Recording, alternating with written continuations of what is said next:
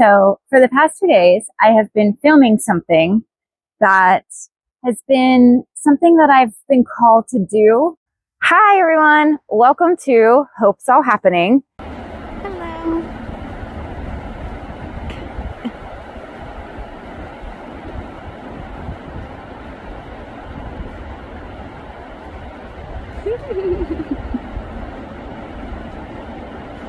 I made a class, y'all. I made a class that I'm going to have online.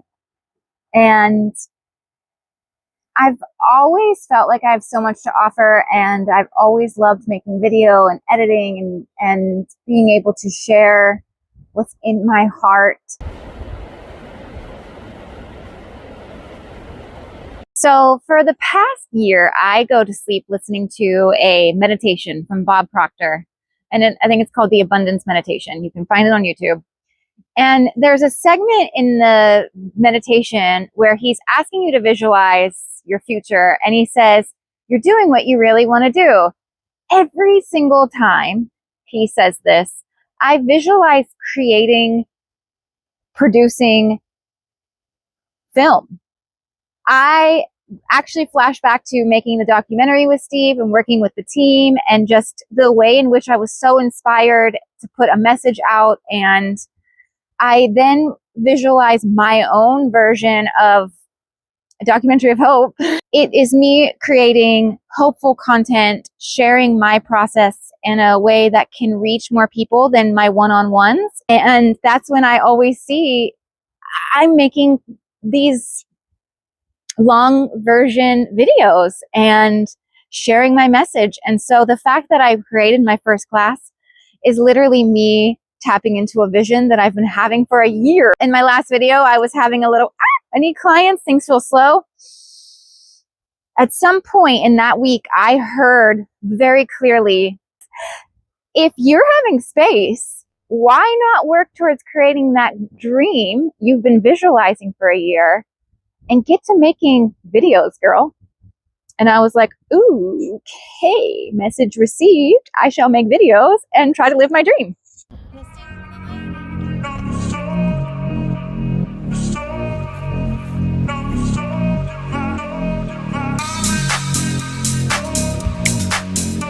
Whatever it takes to get the shot. Whatever it takes, you get the shot.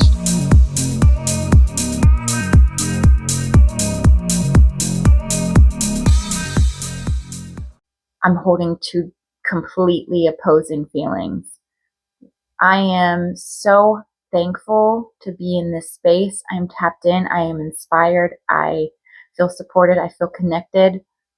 I feel relieved from some of the things the Mountain House had weighing on me. But I've also had just a little baby bit of anxiety every single day since being back. I am honoring that both exists. I'm still not sure where this career of mine is going. And I still somehow feel like it's going to work out. I do know that I'm putting creative energy out there right now. And I'm tapping into dreams that I know that when I was in Bali, it was such a blessed trip to be given. I've always dreamed of being able to go to a place like that, and I could never see it possible. And it really opened my eyes to possibilities. During the jet lag, I just found myself saying, all right, we're going to start this YouTube thing. And I had really very little clue as to how to edit or what I was going to make a video about. But I had so much anxiety about going to Bali that I almost didn't accept the trip.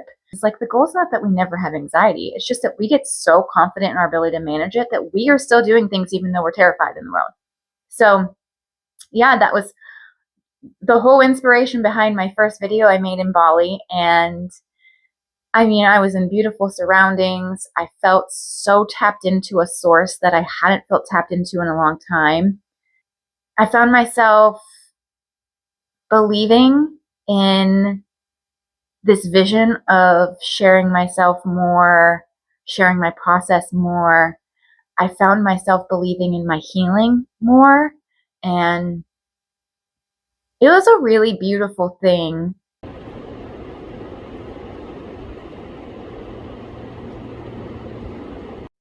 So I have this dream, and I'm at an art gallery, which I've been going to art galleries like nonstop since being back in Atlanta. That's one of the main reasons I was excited to move back, because I want to be in the art world.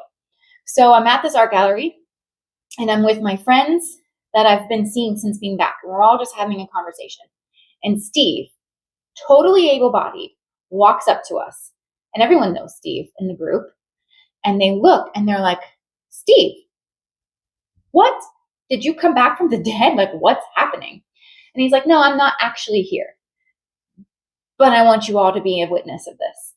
And we're all just kind of stunned, because we are all experiencing a man who is dead, who the last we saw was stuck in bed, couldn't move a muscle, let alone walk or talk.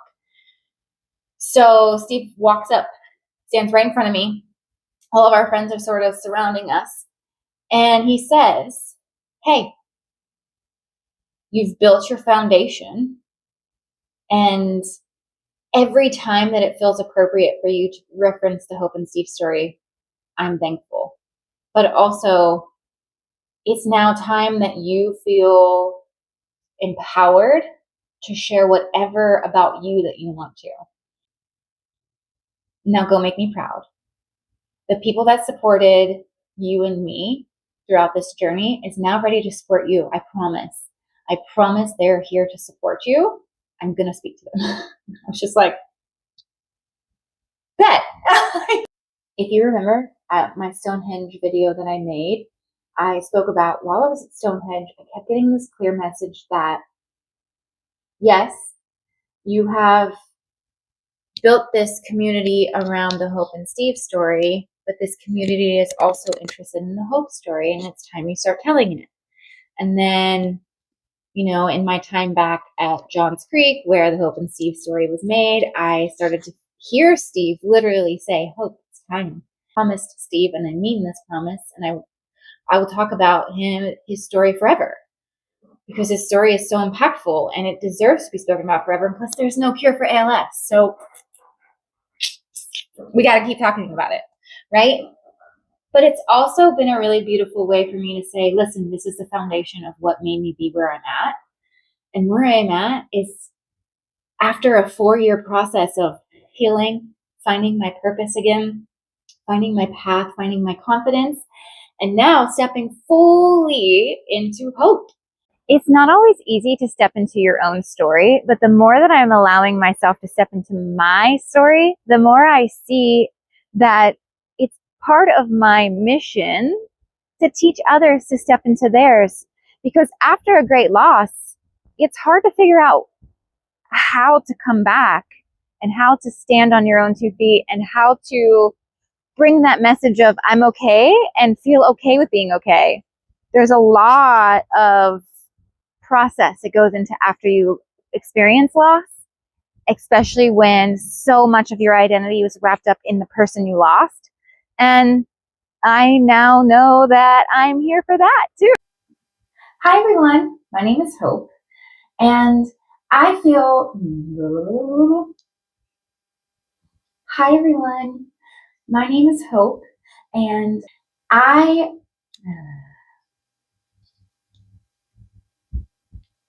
everyone. To a bit, we need to a bit. Okay. That's great. Vulnerability is not a strength, it's a weakness. I mean, it's not a weakness, it's a strength. Oh my God. Getting that out of my system, it's okay. I think creating videos is like it's like a meditative process for me, because I usually am sitting and doing some reflection or journaling or meditating or breathing, and an idea will come to me. And so then I just sort of allow that idea to flow.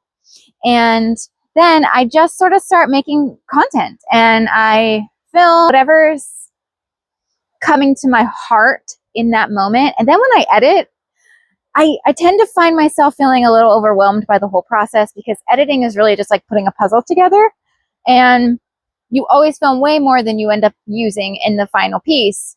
But that's kind of the fun part of editing. It's a discernment, and it's storytelling, and it's taking pieces of a video that was just a ramble of inspiration. And, a few days from now, I'm just speaking what comes to me. And somehow it will piggyback off of a video I made before. And the pieces just somehow find its way together. And I just think that's so cool. And it makes me feel incredibly proud of myself.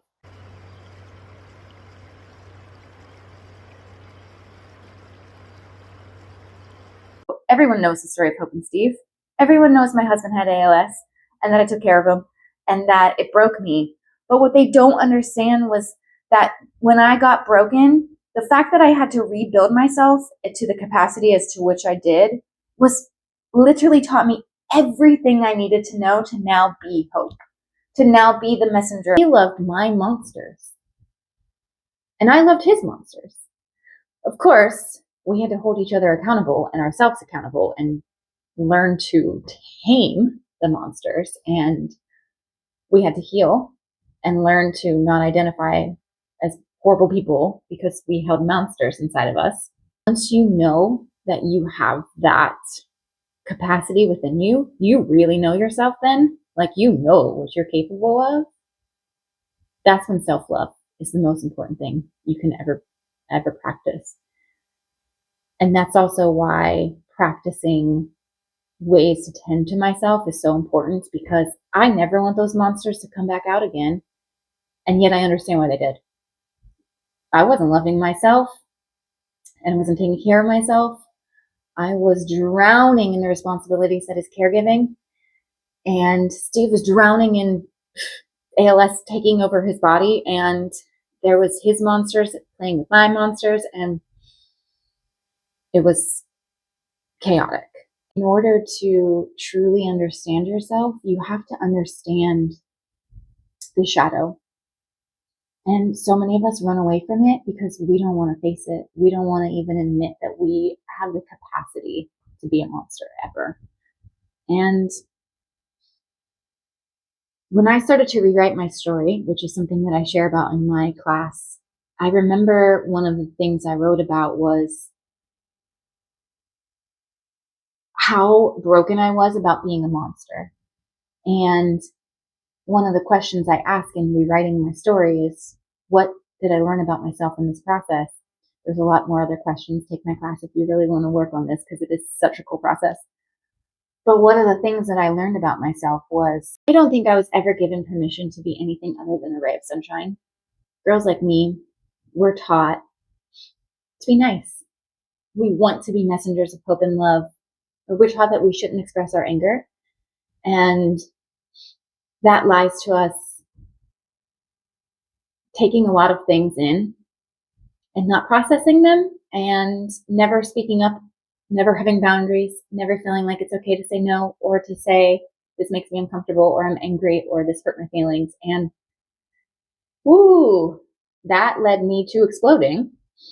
And I'm here to remind y'all that hopefulness isn't a denial of our feelings. It's not a denial of our anger. It's not a denial of the hardship. It is being able to sit in that and still find reasons to keep moving forward.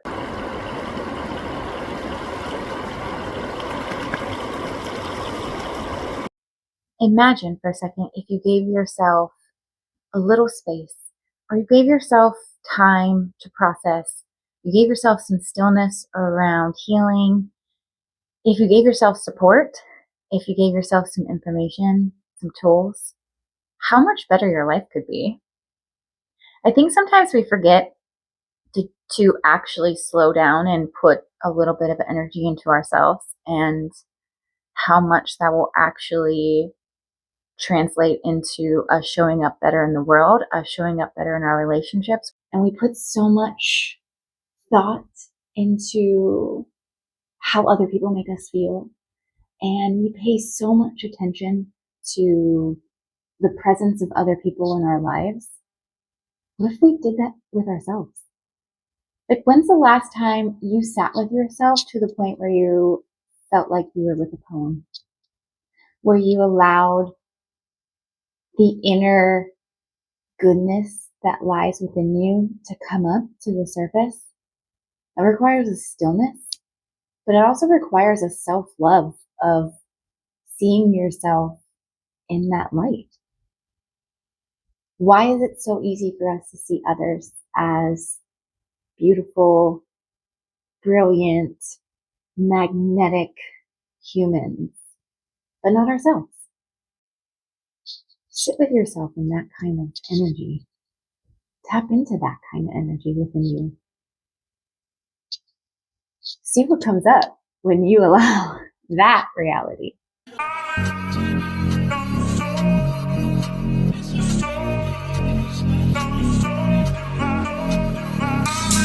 The past 4 years have been a rediscovery, a redirection, a healing, a growth. And then I realized recently it was a bigger picture than that. My healing hasn't been just about me. It's been to teach me all of these tools so that I can now go offer the space and the presence and the information to help others heal from their journeys of grief, from their anxiety, from their fatigue, from their loss of identity to having to rediscover who they are. And what a really cool experience to understand that my process isn't just about me. It's also about everyone out there who is going to benefit from my experience. And that is my purpose, to be hope, to literally be hope, me, myself, embodied, but then in the world, hope. Isn't it wonderful? Isn't life wonderful? The way it just takes you in a full circle. I'm so thankful. And it's all happening. I have been saying it's all happening as a mantra, as a way to describe the fact that I don't know how it's all happening. I just know that it is. And I know that I'm taking steps. And I know that I'm being called.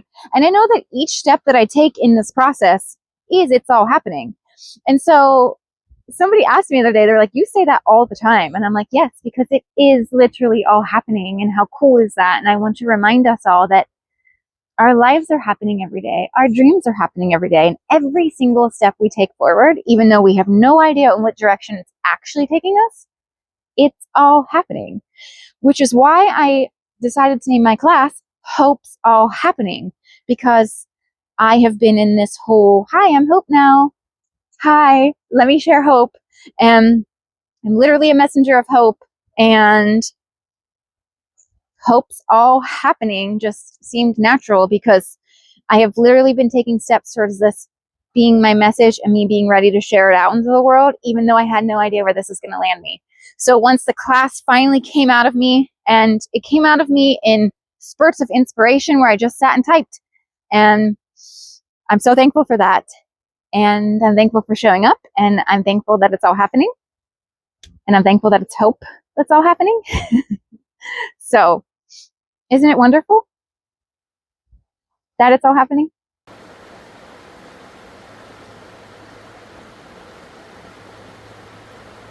Hi, everyone. My name is Hope. And much like my name, my actual purpose here is hope. I've been on a healing journey. And something I realized while I was on this journey was it wasn't just about me. That I was given a mission to heal myself so that I could find the words that offer others to take my healing journey and find a way to share it with others. And it's been something that has been on my heart for years. And that is why I have created my class, Hope's All Happening. Throughout this course, there's 6 modules. Module 1 is about hopefulness and how to tap into it. Module 2 is about building your resiliency. Module 3 is to use creativity to release stuck energy from your body and to help you clear emotions. Module 4 is a lesson on how to learn to live fully even in the face of uncertainty. Module 5 is rewriting your story. It's one of my favorite modules of all because it's helping you take your voice and rewrite the stories of what happened to you and to vision your future.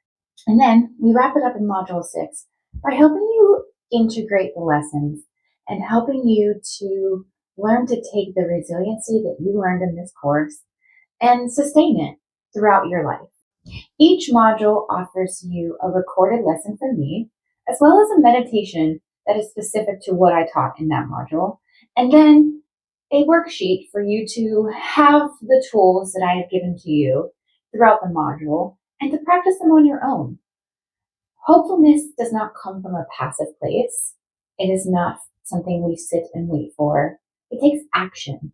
It takes intention. And choosing to take these steps that I am offering you in these classes can help bring that hopefulness back into your life. Hope is always there, even when we can't see it. And this is your opportunity to access it on the regular. Hope's so happening, and I'm glad you're here for it.